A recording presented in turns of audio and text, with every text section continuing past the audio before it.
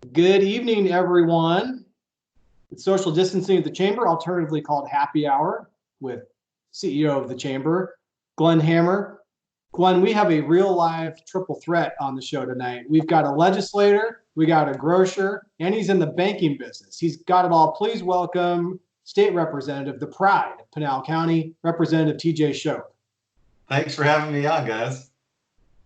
All right, TJ, we're going to talk to you about right out of the bat, right out of the chute here. Let's talk about the Paycheck Protection Plan and how banks are going to respond. So, Glenn, why don't you kick us off there?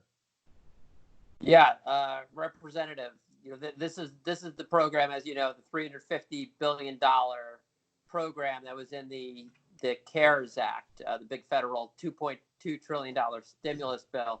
Ton of activity on this, and I believe the U.S. Department of Treasury just issued regulations. So it seems to me it's ready, set, go. So yeah, and I've got my iPad next to me because I just got an email about a half hour ago. Of course, it happened right after I left the office. I was at, and don't worry about social distancing. I'm literally the only person within probably 300 feet. So, but we won't report you. Yeah, exactly. So we did get some word on that today. At our bank, the National Bank of Arizona, the Treasury is sent out a sample app for us through SBA. It is very much a type of sample. We're still trying to get the final editing done and things like that. And then, of course, every entity, many of whom are members of your guys' organization, will then want to go through and make sure within their compliance levels at their banks that they're doing everything that they're supposed to be doing to help businesses get through. But most importantly, I know you all have done a great job of getting information out to folks. The infographics that have been put out by the U.S. Chamber that you all have helped get out have been very, very helpful. I've shared them on my social media platforms quite a bit. And until we get this final information here, that's probably still what people need to be referring to at this point, as far as what, at least the nuts and bolts of what they're going to be going through at a high level. But rest assured, I think everybody in the industry, especially if they are already in the business of doing a large number of SBA loans, is very much preparing to unveil this. I think my supervisor at my bank referred to it is to gear up for the busiest 30 days of our entire career, maybe coming in front of us. So we're ready. We're ready to handle it. Interestingly enough, we haven't even started this program yet. And I read an article in the Wall Street Journal earlier today about that quoted Steve Mnuchin about what phase 4 of this would look like, because the excitement for this program is even exceeding their expectations at this point. You're feeling that already? I am definitely feeling that already. I've received calls from folks. The entity has received a lot of interest already. I can tell you many in the finance industry, many banks already have like a landing page on their websites to at least gather some basic information based on what was previously released to today. I know National Bank of Arizona does, and others do. So we're at the very least gathering that info and making sure that people can at least sign in, so that way they can get a call as soon as this goes live.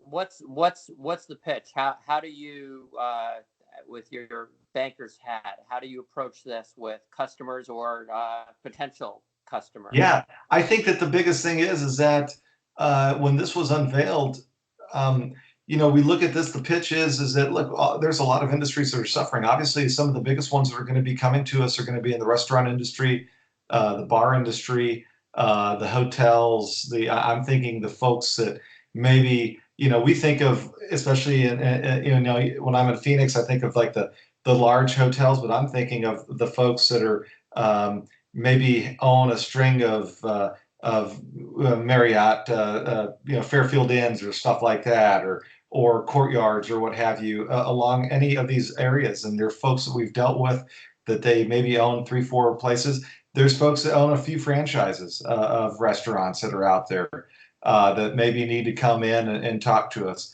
I have encouraged everyone that is in that situation, both in my banking network as well as other networks, to really consider that this is something that they ought to, at the very least, apply for if they can show that they've had some sort of a loss in their industry. Representative, I understand that you in the banking industry, you're trying to make the application process as easy as possible. Is that right? Right. Right. Yeah, that's a great point, Garrick, is that, and it's not even necessarily us in the banking industry. It was really, really good work by the Treasury Department as well as SBA that really minimalized the amount of information that folks need to provide to the banks. And kudos to them for realizing the SBA alone wasn't going to be able to handle this as far as the application process, things like that. They really empowered the banking industry to go ahead and be a type of foot soldier on the ground to be able to help process all of this information for SBA and through this program. So, hopefully that helps out with the volume that's going to be coming in. I think that we're going to, like I said earlier, I think that we're looking at a very busy next few weeks in the finance industry for sure, especially those that are handling SBA loans. And you mentioned that you mentioned SBA, but as we understand it, and I don't know what your bank does, but we've really broadened the network of lenders who can participate in this program. Is that right? Okay. That is true. So the net has been cast far and wide. We have many folks in the industry who don't traditionally do SBA loans. I know that that's one thing that our entity does specialize in, especially in the business side, obviously, but there are other entities out there, and they've really been freed up to do a lot of this stuff that maybe that traditionally they don't partake in. But I think it's a credit to the administration, really, for making sure that there were enough boots on the ground to be able to do the processing here for SBA in this situation. 30,000-foot view, 3 weeks ago to today, the economy in your district from small, medium, and large size businesses. Yeah, it's definitely been a hit. Some sectors obviously are hit harder than others. I mean, I don't know of a hotel that has people, I would be shocked if occupancy at some of these hotels is over 5-10%, right? I would be shocked if restaurants were doing even 20% of the business that they were doing before this all happened. That being said, there's still a lot of folks that are following the governor's executive orders on pickup and curbside. It's been awesome to watch. If you don't believe that small business people can adapt, you haven't seen the last 3 weeks because they are able to adapt and do different things that they didn't think were possible. They don't care if they have a drive-through window or not. They'll make it work. They'll set up a tent outside and bring bags of food out whenever it's ready to go.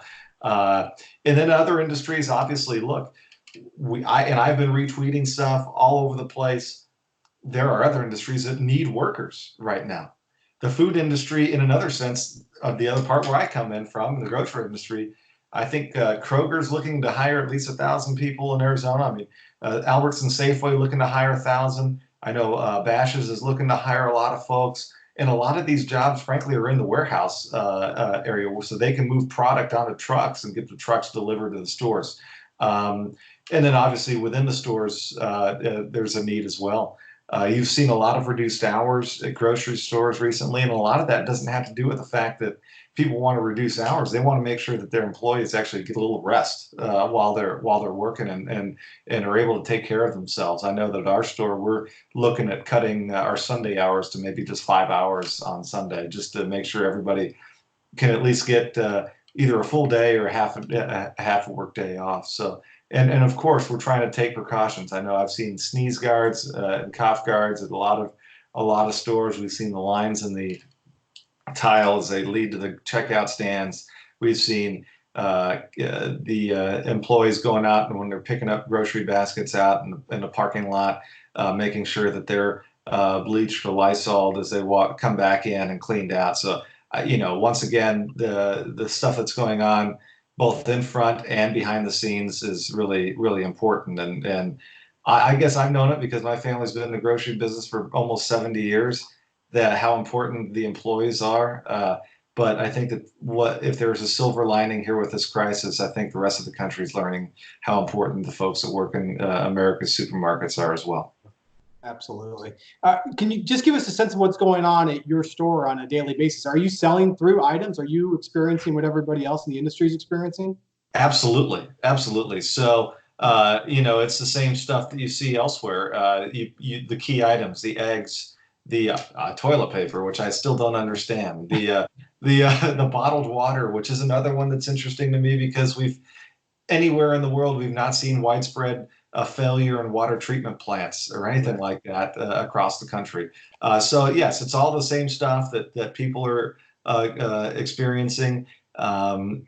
Elsewhere. We've actually seen what's very interesting, and I've noticed this in the days that I've been in working, is that I've also noticed a lot of folks who may reside in the Southeast Valley or in the south part of the Phoenix metro area who are taking a chance and driving out to places like Casa Grande or Coolidge because maybe they think that they can find something that they can't find in the metro area. So it's really been an interesting deal. But I tell you, we put toilet paper up, and within an hour, it's gone. I mean, the eggs are gone pretty quickly, things like that. So, but we're doing a lot of things. I know that Kroger announced that they're doing an extra a bonus for their employees. The last probably 2-3 weeks, we've been giving our employees additional gift certificates so that they can purchase things for free at our store and things like that. Just anything we can do to make sure that our employees know that they're A, valued, and B, we've got their back every step of the way. It also helps when the owner of the store and myself are in there actually putting stuff on the shelf too. So. Hey, but TJ, I want to piggyback on a point that Glenn made just about the economy in your district. Yeah. Talked about the impact on small business, but your district now, we've got just announced Nacero, Nikola, Lucid, Abbott Labs. I don't know if that's in your district or next door, but it's you right get the next region. Yeah. Are you nervous about the long-term economic health of your region, or are you still pretty bullish? I'm still pretty bullish, I have to admit. Lucid the construction has not stopped over in Casa Grande. And I don't know if you can go to their social media for Lucid, and they have like a live cam of their construction process. They just put the sign on the side of the building yesterday that says Lucid Motors on it. As far as I know, Nacero, which actually I have we talk about bills that are still alive out there and what we're going to do when we get back. But I have a bill that is intended to help Nacero and the companies like it over in the Senate that Mr. Pratt is waiting to put a striker on so we can move the plot line further on that. But, if you haven't heard of that, it's an unbelievable $3 billion+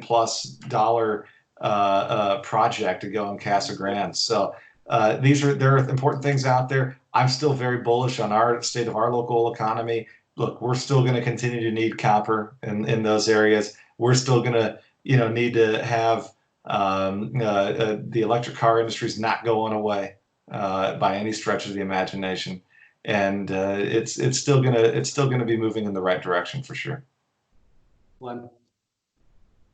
No, I just appreciate your steady leadership, and this is we need to get through this unprecedented time and then get back to regular programming. And I've been very positive on what comes next. Obviously, look, we're all kind of hunkering down and trying to figure out how we get through the process right now. But I mean, to see Goldman Sachs, look, yes, this morning they put their thing out 30 to 35% down this quarter, but they're fairly bullish compared to most others on what the recovery looks like afterwards. And I think that's what's so important about the SBA program that we have to bring it back full circle going on to what phase 4 looks like, whether that's infrastructure plus further SBA grants and things like that, because I think we all recognize that when we get on the other side of this thing, there still have to be jobs for people to go back to when they're able to go back to work. And I think that's one area where Democrats and Republicans, frankly, are pretty focused on and how we make that happen. Well, you had a, it was a short legislative session, but I applaud you for your work. It was great how it came together in terms of the skinny budget with the additional funds to fight the coronavirus. So that we felt was a very important signal to the people of Arizona that we're all in this together.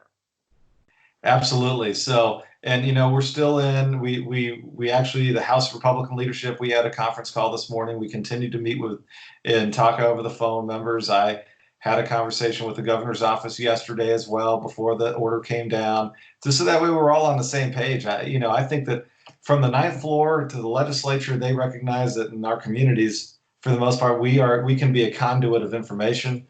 And I know that like you all have. We have tried to at least make sure that the knowledge is out there of what is truly going on, because there's so much misinformation out in the media and social media all the time anyway. Great. Well, Mr. Shope, your legislative session may have come to an abrupt halt, but you've never been busier as a banker and a grocer. So we just thank you for what you're doing. Stay healthy, and I hope that we can catch up with you on a future show. Absolutely. And I got to say, this is the first time I've done one of these that Melissa and our dog, Callie, hasn't gone and wanted to say hello to the camera. So this is a victory, or maybe it's a loss. I really don't know. Depends. All right. Thanks, Mr. Shope. Glenn, we'll catch up on the next show. Thanks, everybody. Bye-bye. Thanks. Awesome. Thank you.